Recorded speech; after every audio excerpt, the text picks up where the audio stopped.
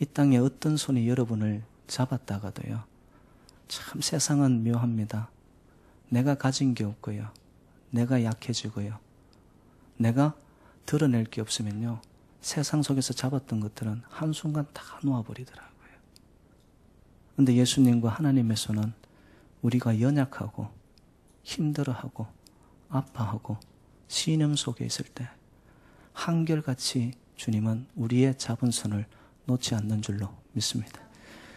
동일하신 하나님의 은혜입니다. 예. 세상 한번 보시기 바랍니다. 조석변으로 변하고 있는 이 시대 앞에 여러분, 영원하신 것은 하나님이시요, 하나님의 말씀은 영원하고 그 말씀을 믿고 따라가는 하나님의 백성들은 영원할 줄로 믿습니다. 그래서 우리 새누리 재단 속에 하나님의 이 손길이 함께 하는 재단이라면 여러분, 여러분의 이 땅의 삶들에 대해서 너무 그렇게 아둥바둥 살 필요가 없습니다. 하나님의 손은 기적의 능력의 창조의 여호와의 이레의 손이 되어 주셔서 우리의 갈 길을 나는 모르지만 하나님은 다 예비하시고 준비하시고 먼저 나가시는, 먼저 우리의 인생길을 개척해 가시는 하나님이신 줄로 믿습니다. 설교 시작도 안 했는데 이렇게 또 은혜가 넘치면 이거 앞으로 얼마나 부어주시려고 이러시는지. 어느 날 엄마 호떡과 아이 호떡이 살았다고 합니다. 그래서 먼저 이 아기 호떡이 빨갛게 데워진 그 철판으로 뛰어들었어요. 뛰어드는 순간 얼마나 뜨거웠겠습니까? 그래서 아기 호떡이 아유 뜨거워 이랬더니만 옆에 있던 엄마 호떡이 그 이야기를 듣고 이렇게 이야기합니다. 인생이 다 그런 거야. 인생이 다 그런 거야.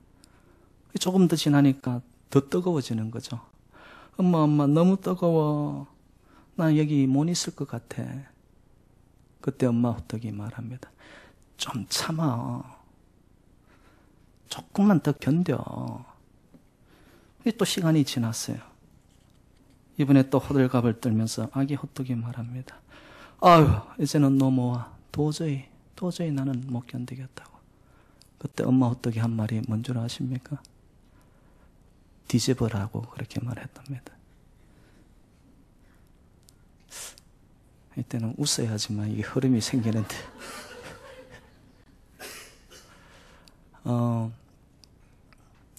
여러분, 우리는 이상하게 인생을 놓고 생각을 할 때 무풍지대와 그리고 탄탄대로 그리고 만사형통의 대박 인생을 이상 가운데 꿈꿉니다. 어려움이 없기를 원하고요. 내 인생 속에는 다른 사람은 고생하더라도 나만큼은 좀 하이웨이 인생, 그냥 하이킥을 하는 인생, 그걸 다 사람들이 원하거든요. 근데 여러분, 그런 인생이 있어요, 없어요? 그런 인생을 만약 꿈꾸고 예수 믿으면서 내 인생 속에 무풍지대에 그냥 대박 인생에 여러분 그것을 꿈꾸고 있다면 여러분의 신앙은 기복적인 겁니다. 신앙과 인생은 그런 것이 아니에요.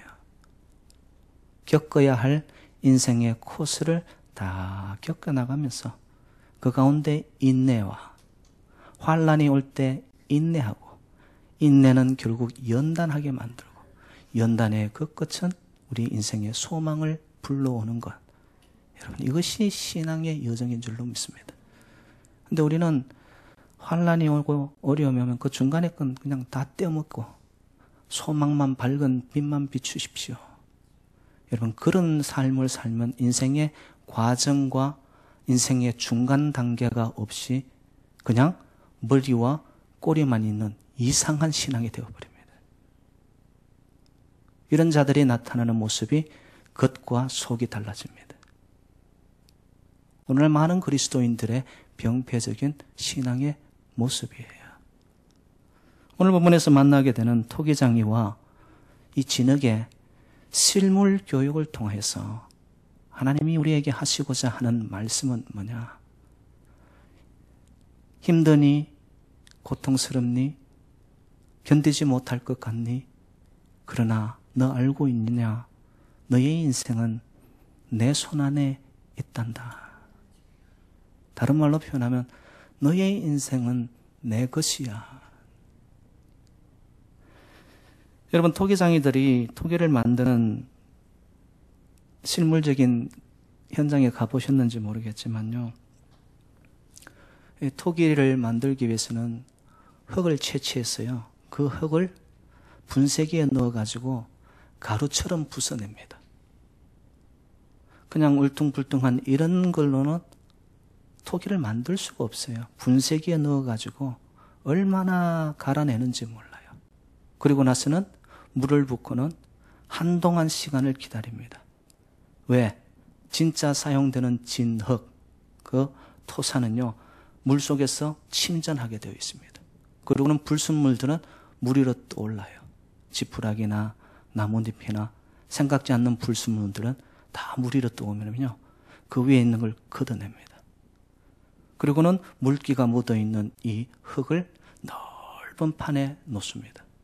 그리고 그 넓은 판에서 토기장이가 그 위에 맨발로 올라가서 흙을 지디기기 시작합니다. 한동안 지디깁니다. 왜냐?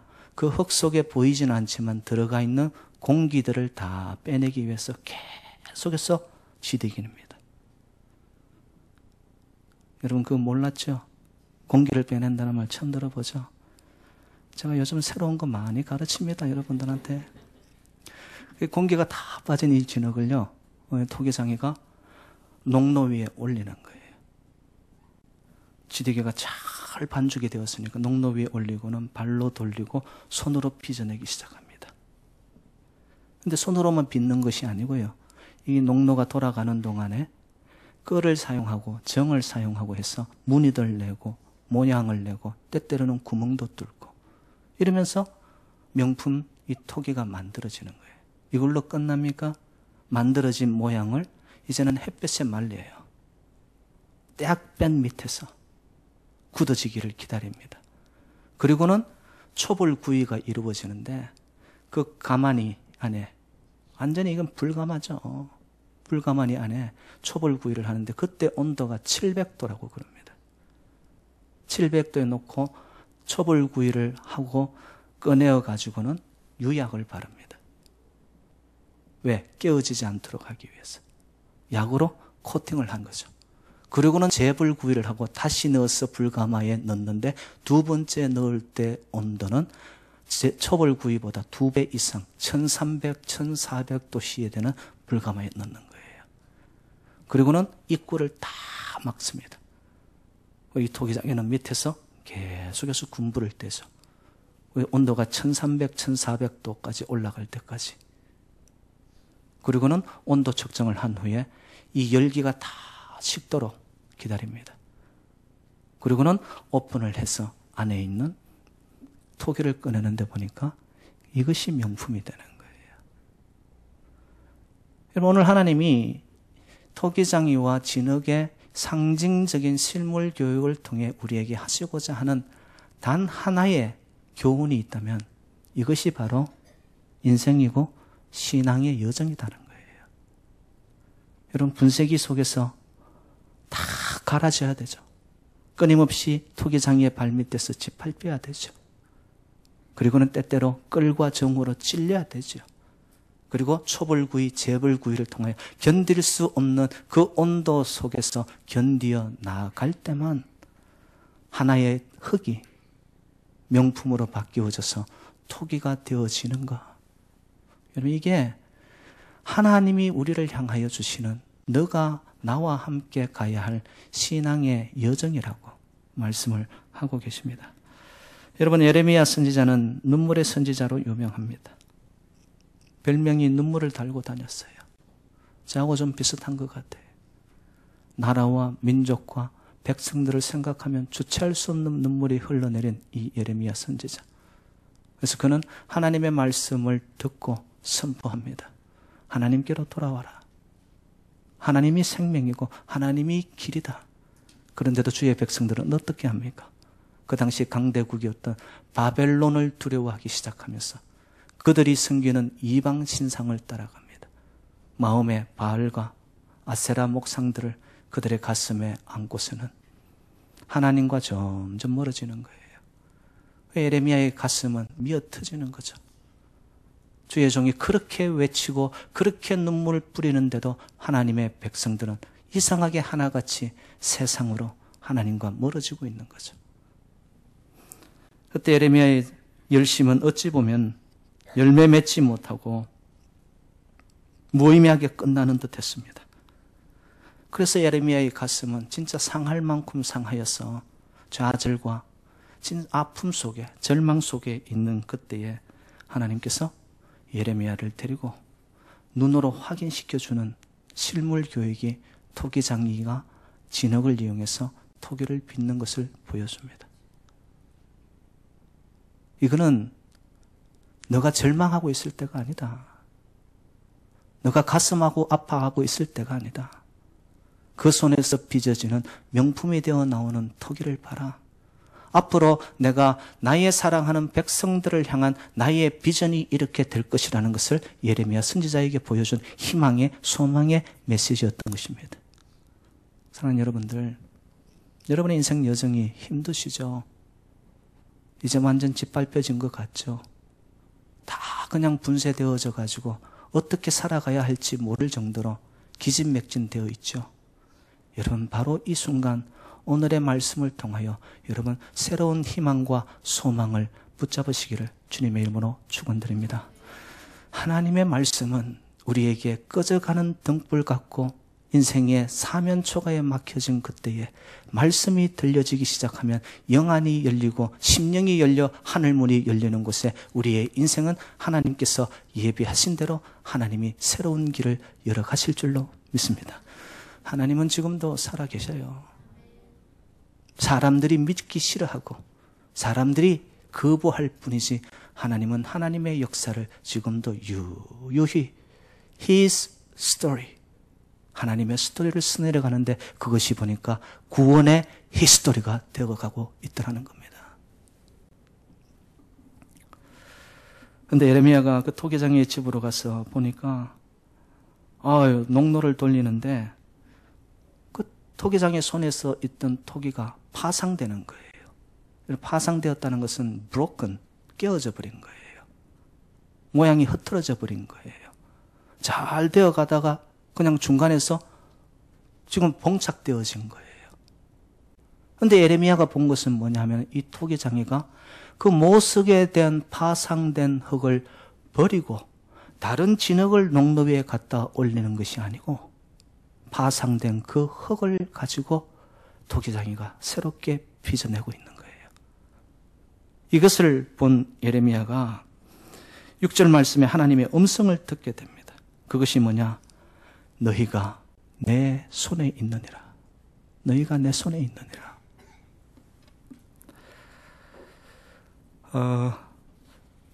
이스라엘 역사 속에서 실질적으로 이 희망의 소망의 메시지가 현실로 드러나게 되는 사실이 있습니다.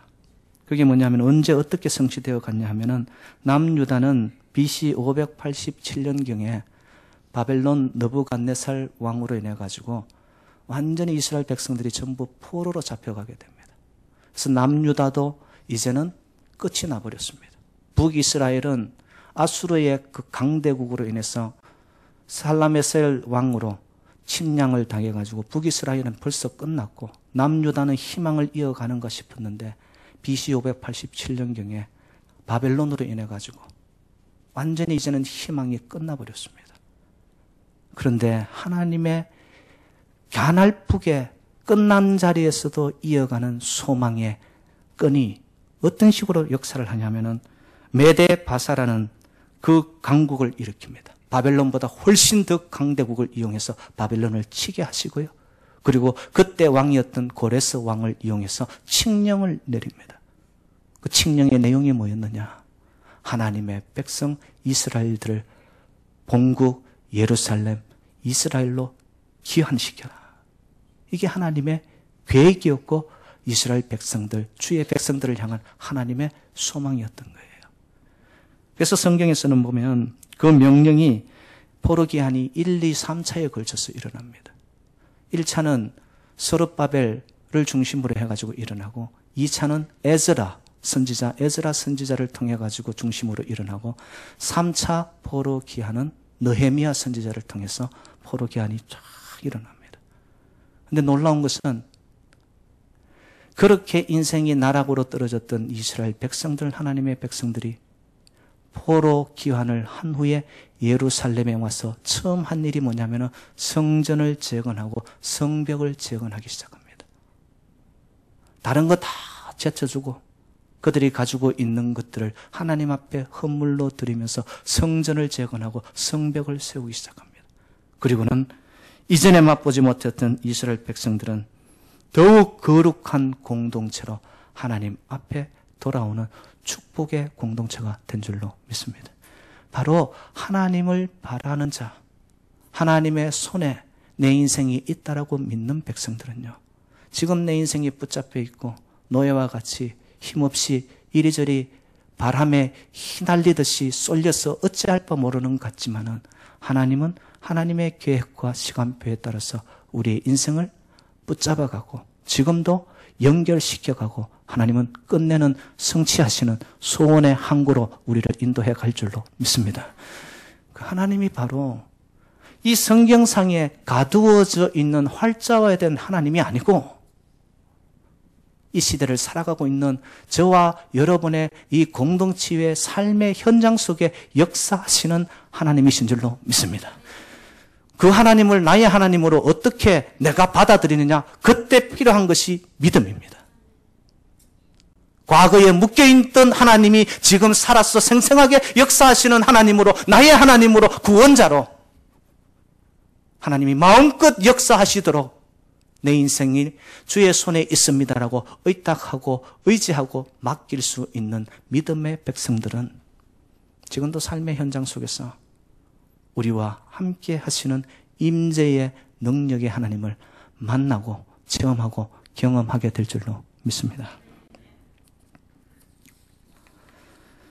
그러면 여러 가지 실물 교육도 많았을 텐데 왜 하필 토기장이와 진흙의 이야기 거기에 현장에 가서 예레미야에게 가라고 했고 그것을 통하여 하나님이 예레미야에게 또 이 예레미야서를 오늘 접하는 저와 여러분들에게 무엇을 말씀하고 싶었냐라는 거죠. 단 하나입니다. 너희가 내 손에 있는데 너희가 믿는 하나님, 나는 어떤 자인가를 가르쳐주고 싶었던 거예요. 여러분, 누군가를 알아야지만 그 속에 믿음이 생기고 믿음을 통하여 연결이 되고 소통이 되고 그 삶의 열매들이 맺혀집니다. 저와 여러분들 사이에도요, 여러분들이 저를 믿어주셔야 됩니다. 또한 제가 여러분들을 믿고 여러분들의 문제들을 놓고 기도할 때 이 기도가 상달이 되어 하나님의 성령의 교류가 일어납니다. 그때 기도가 열매 맺게 됩니다. 근데 여러분들이 저하고 관계가 담이 쌓였어요. 앞에서는 목사님 설교 짱입니다. 돌아서가지고 아이고 설교가 왜 그래 길지? 지겨워 죽는 줄 알았대. 여러분 이러면 이게 신뢰 관계예요? 세상 관계죠. 이거는 저의 목회 경험에서 나온 사실입니다. 목회자와 여러분의 관계 속에 담이 생기고 거북함이 생기고 불편함이 생겨서는 하나님의 역사의 기도의 흐름이 생겨나질 않습니다. 저를 잘해 주십시오 그런 차원이 아니고요. 저는 성경의 원리를 가르치는 거예요. 종으로 기름 부음 받은 주의 종에 대해서는 여러분들이 신뢰를 가지고 믿음 가운데 정말로 아론과 훌과 같이 떠받들어 갈 때에 부족하고 연약한 종이지만 그 여러분들의 성김과 함께하는 이 신뢰 가운데 주의 부족한 종을 하나님께서 쓰시더라는 거예요. 그래서 하나님의 하나님 되심을 나타내시는 것, 이것이 성경의 증언들입니다. 설교가 좀 길더라도 감사하고 그냥, 그죠? 그러면 하나님은 어떤 분이시냐는 거예요.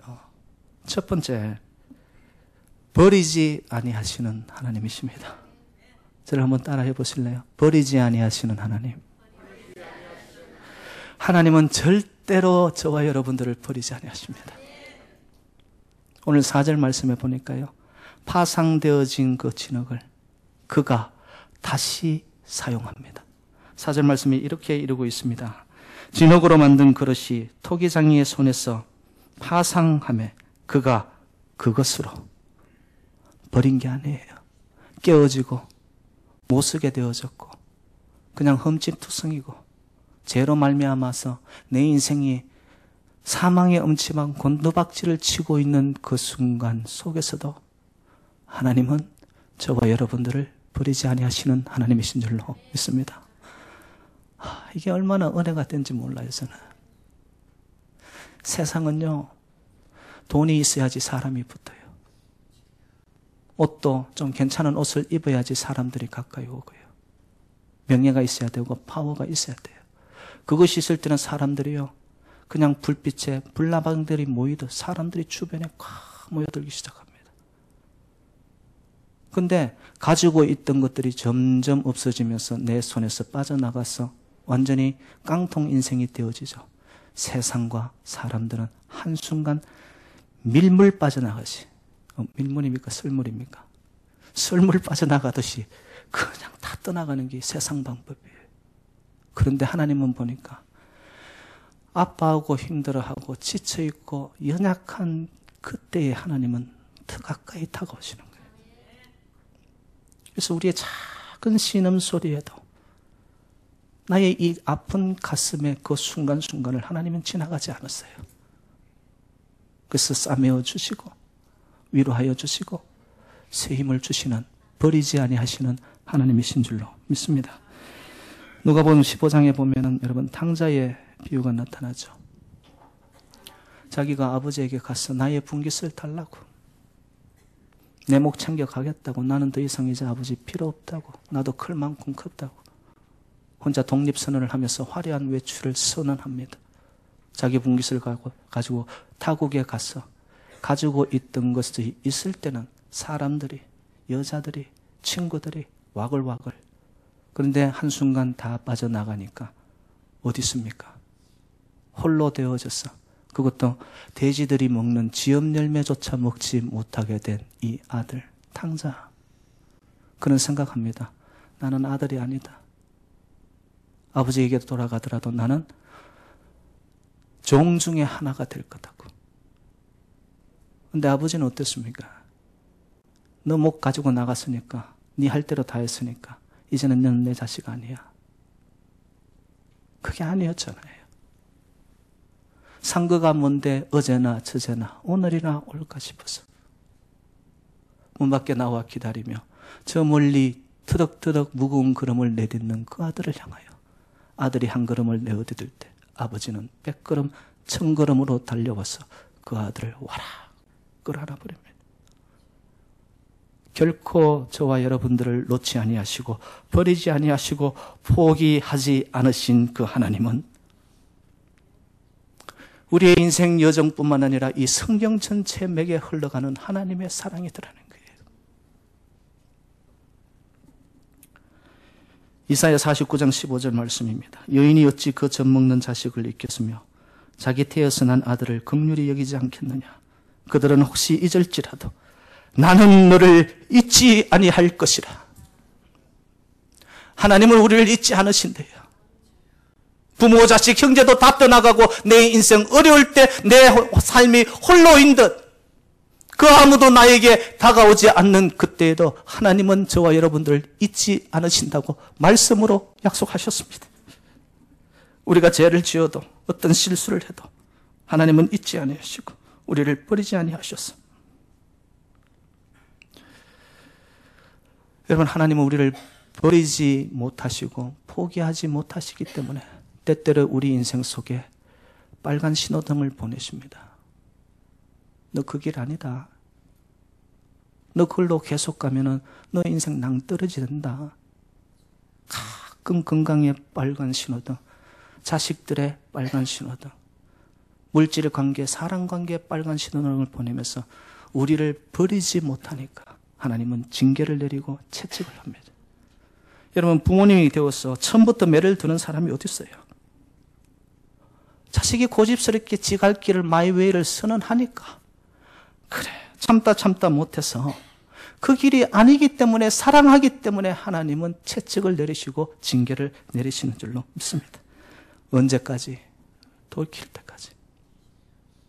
우리 인생의 걸음을 돌이킬 때까지. 돌이키시면 하나님은 치료하시고 싸매어 주시고 회복시켜 가시는 하나님이신 줄로 믿습니다. 호세아 6장 1절 말씀에 오라 우리가 여호와께 돌아가자. 여호와께서 우리를 찢으셨으나 도로 낫게 하실 것이요 우리를 치셨으나 싸매어 주실 것임이라. 아멘이시죠? 다시 싸매어 주시는 그 하나님. 그러니까 여러분, 징계와 고통은 하나님의 본심이 아니라는 거예요. 우리는 인생길 나아가다가 조금만 브레이크가 걸리면 하나님을 향하여서 Why me? 이게 뭐냐고. 그때 하나님 말씀합니다. Why not? 사랑하니까. 돌아서라는 거죠. 하나님의 진짜 마음은 뭘까요, 여러분들? 예레미야 애가 3장 33절 주께서 인생으로 고생하며 근심하게 하심이 본심이 아니시로다. 그러면 하나님의 본심은 뭐냐는 거예요. 예레미야 29장 11절 말씀입니다. 나 여호와가 말하노라. 너희를 향한 나의 생각은 내가 아나니 재앙이 아니라 곧 평안이요 너희 장래에 소망을 주려 하는 생각이라. 재앙이 아니고 하나님의 본심은 보니까 우리 인생에 평안이더라는 거예요. 절망이 아니고 우리 인생의 나락이 아니고 하나님의 본심은 보니까 떠오르는 태양과 같은 소망에 찬 삶을 살고 그렇게 살기를 원하는 것이 하나님의 본심이더라는 거예요. 다시 말해서 하나님의 징계의 목적은 우리를 망하게 하려는 것이 아니라 회복시키는 데 목적이 있다는 것을 믿으시기 바랍니다. 아멘이시죠? 때때로 우리 인생 힘들고 브레이크가 걸린다. 그러면 어떻게 해야 된다? 하나님 감사합니다. 뭔 다른 계획과 소망을 주시려고 이렇게 단련시키십니까? 이 사람이 하나님을 인정하고 믿음이 있는 사람입니다. 조금만 흔들어놔도 건드려놔도 화들짝 놀라면서 그냥 오도방정을 떨어요. 믿음이 있어요, 없어요? 웃는 사람들 수상합니다. 믿음이 있는 자는 견고하게 가는 거예요. 소망의 항구로 평안을 주시는 하나님이니까. 그러면서 인생이 그 단련 가운데 정금같이 나오게 될 줄로 믿습니다. 왜 우리를 이렇게 버리시지 않느냐? 때때로 징계와 채찍을 하시느냐? 여러분, 저와 여러분의 인생을 새롭게 만들기 원하시는 줄로 믿습니다. 여러분, 버리지 아니하시고 우리 인생을 또 다른 차원의 인생으로 만들어 가시고자 하는 하나님의 계획이 있더라는 거예요. 어느 경매장에 아주 낡고 추한 먼지로 쌓여져 있는 바이올린이 하나 나왔습니다. 그때 경매를 붙이는데 이 바이올린을 가져갈 사람이 없어요. 산불에 붙였습니다. 그런데도 아무도 사가지도 않습니다. 그런데 어느 노신사가 그 옆을 지나가다가 현이, 음이, 줄이 다 소리가 엉망이 되어 있는 그 바이올린을 손에 들고 먼지를 틀고 현과 음을 맞추기 시작합니다. 그리고는 활을 들고 멋지게 연주를 했습니다. 우리 유진이하고 가은이보다는 좀 덜 멋지게 연주를 했는데 멋지게 연주를 하니까 이 바이올린이 살아난 거예요. 그러니까 경매하는 사람이 3불짜리를 3,000불로 올려버린 거예요. 그래서 사람들이 구경하다가 아니 3불짜리를 어떻게 갑자기 그렇게 올릴 수 있느냐. 그건 말도 안 되는 거 아니냐. 그랬더니만 그 경매를 하는 사람이 이런 말을 합니다. 거장의 손이 닿았기 때문입니다. 여러분, 저와 여러분의 인생에 진정한 거장은 하나님의 손인 줄로 믿습니다. 우리 인생이 현이, 음이, 먼지투성이로 제약으로 가득 차서 털면 먼지 나고 건드려 놓으면 그냥 수많은 오물들이 올라오는 인생이라 할지라도 하나님이 손대어 버리지 아니하고 포기하지 않으시기만 한다면 우리는 새로운 인생의 노래를, 내 인생이 조율이 되어져서 아버지의 영광을 드러낼 수 있는 축복의 자녀들이 될 줄로 믿습니다. 하나님의 거장의 손길에 버리지 아니하시는 하나님의 인생, 우리를 놓지 아니하시는 그 하나님, 인생의 항해 끝끝이 방향키는 하나님 손에 있는 줄로 믿습니다. 두 번째로 하나님은 원하시는 대로 만드시는 하나님이십니다. 저를 한번 따라 할까요? 원하시는 대로 만드시는 하나님. 작은 그릇을 만들고 싶으면 하나님이 작은 그릇대로, 큰 그릇은 큰 그릇대로, 귀한 그릇은 귀한 그릇대로, 천한 그릇은 천한 그릇대로. 그런데 우리는 어떻게 살아가는 줄 알아요? 하나님을 믿노라, 예수님을 믿노라 하면서도 하나님, 왜 제 인생은 요 모양, 요 꼴, 요 작은 그릇밖에 안 됩니까? 왜 나는 인생에 이렇게 물질의 축복 한 번 안 줍니까? 여러분, 왜 안 줄까요? 줬다고는 엉뚱한 길로 튀니까.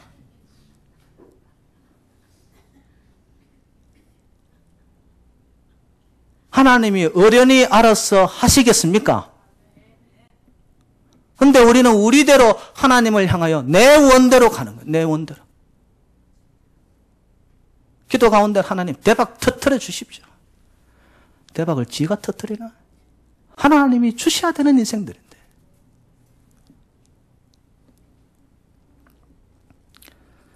4절 끝에 보면 이런 말씀이 있습니다. 파상된 그것으로 자기 의견에 선한 대로 다른 그릇을 만들더라. 누구의 의견에 선한 대로? 하나님의 계획과 하나님의 플랜이 저와 여러분들 인생 속에도 있음을 믿으시기를 바랍니다. 우리 인생 여기에 그냥 던져지지 않았어요. 목적을 두고 하나님께서 하시고자 한 소원을 담아서 저와 여러분들 이곳에 심어 놓으신 줄로 믿습니다. 우리 인생의 계획, 플랜을 가지신 그 하나님 앞에 우리 인생을 지금도 다듬어 단련하여 여러분 만들어가고 계시는 줄로 믿습니다. 아직 끝나지 않았습니다, 여러분. Not done yet. 하나님이 지금도 working on it, 거기에서 일하고 계시는 하나님이세요. 아버지의 원하시는 대로.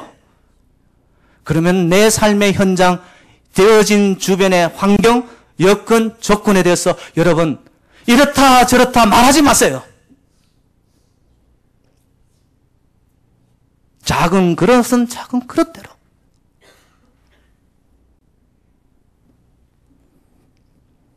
어느 청년이 호두나무 아래서 있는데 호두 하나가 떡 떨어졌어요. 그래서 호두를 까서 먹습니다.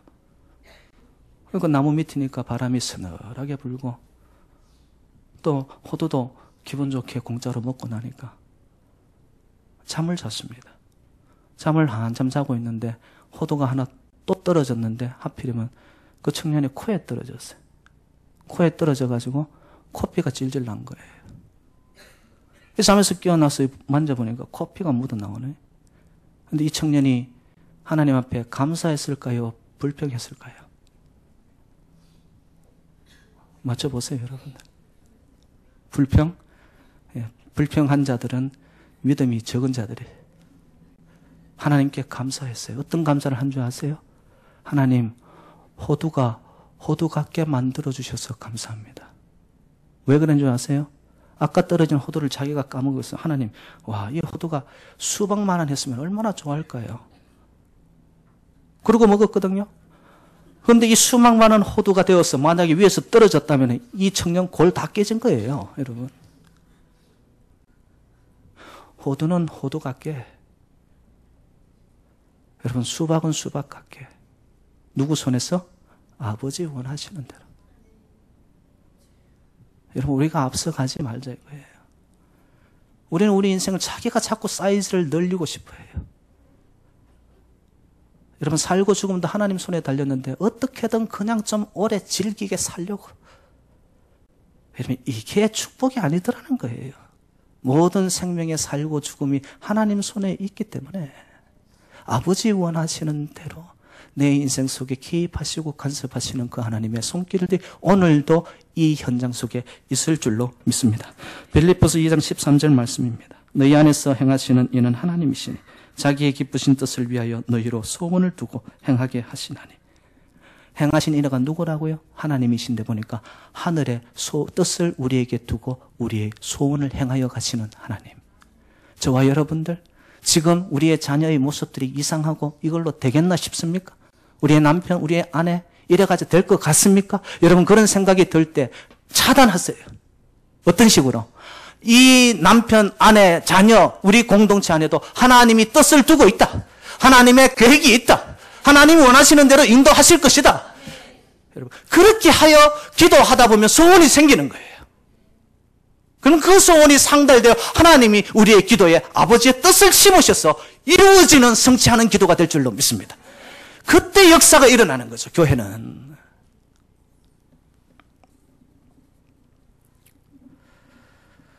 여러분, 우리의 최고 토기장이신 하나님의 만드신 저와 여러분들은 작품이요 명품들인 줄로 믿습니다.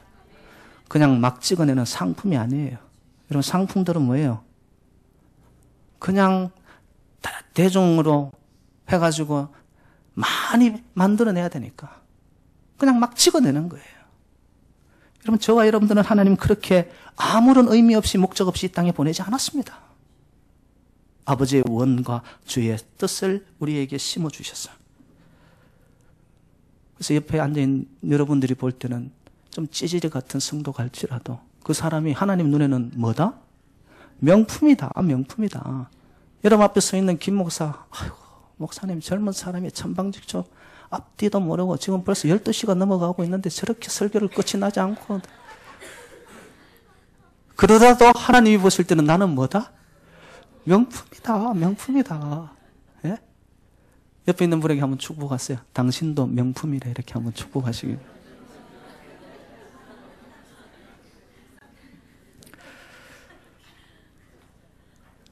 여러분, 그 도공들이 보면은 자기가 만든 것에는 항상 자기 이름을 밑에 새겨 넣든 안에 새겨 넣든 그 작품 어느 구석에 자기 이름을 새겨 넣습니다. 저와 여러분들은 하나님의 작품인 줄로 믿습니다. Made in Korea도 아니고 Made in USA도 아니고 Made by God. 근데 그 made 한 걸 보니까 handmade, 예? 최고의 수공품, 완벽한 작품이더라는 거예요. 예? 작품이고 명품이라고 하니 좋아가지고. 그러면 여러분들이 이런 의문이 생길 거예요. 목사님, 그렇게 명품이고 작품인데 왜 내 인생 속에 이렇게 고난이 많냐고, 왜 이렇게 시련이 많고 비바람이 치냐고. 왜 그럴까요? 여러분, 모세의 인생을 보더라도 40년 광야 생활을, 그 속에서 왜 하나님이 40년 광야 외로운 아무도 없는 동떨어진 그곳에 보내었을까요? 외로움과 고난을 통한 내면의 성숙을, 그리고 내가 믿을 자는 하나님밖에 없다라는 거. 하나님이 everything이고 나는 nobody라는 거.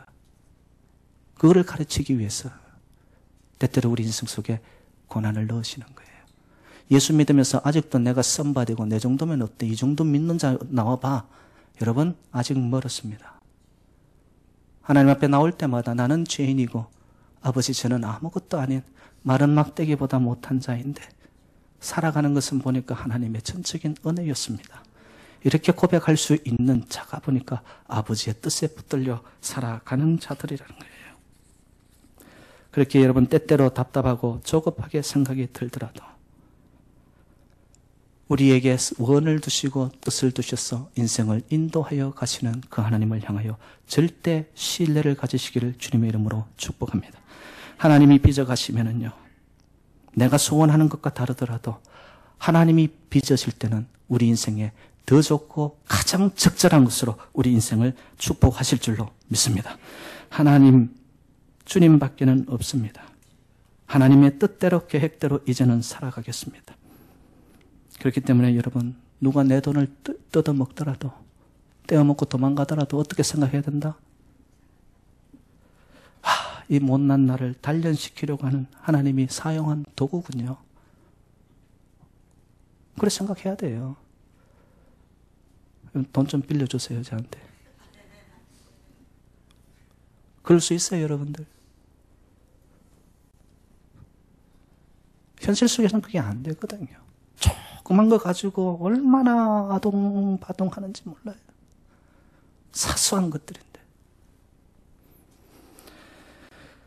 작품은 그냥 만들어지는 것이 아니라 우리 인생 속에 이러한 신앙의 훈련과 단련과 풀무불을 통하여 끊임없는 훈련 속에 우리의 신앙은 연걸어가고 익어가게 되는 줄로 믿습니다.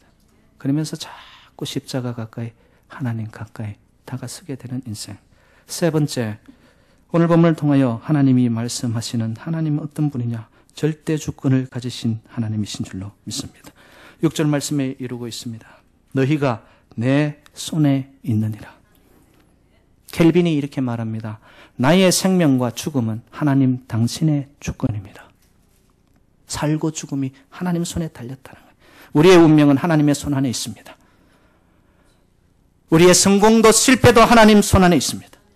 축복도 승리도 하나님의 손 안에 있고 모든 것이 하나님의 손 안에 있다는 것을 인정하고 주님의 절대 주권을 우리가 순종하고 절대 믿음으로 따라가는 백성에게는 절대 순종이 있을 것이고 그 순종하며 나아가는 백성에게는 하나님이 절대적인 평강을 주셔서 우리 인생이 얼어붙는 것과 같은 이 시대 앞에서도 내 안에는 언제나 훈훈하게 하나님의 넘쳐나는 사랑과 축복이 넘쳐나 내 인생은 더 이상 요동치 않는 하나님의 백성들로, 명품 인생들로 하나님께서 역사하실 줄로 믿습니다.